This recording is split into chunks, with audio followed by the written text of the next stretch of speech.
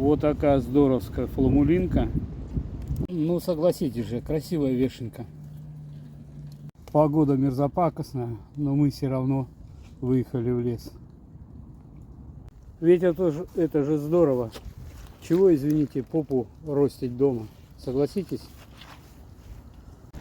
Фламулины в это время года необычайно много. Вот она такими горстями, ребята, насколько это вкусный гриб. Хоть и 4 февраля, каких только сюрпризов в лесу не найдешь. На заходе в лес подняли стадо голов 10 оленей благородного. Ребята, подписывайтесь на наш канал. Дальше будет интересней.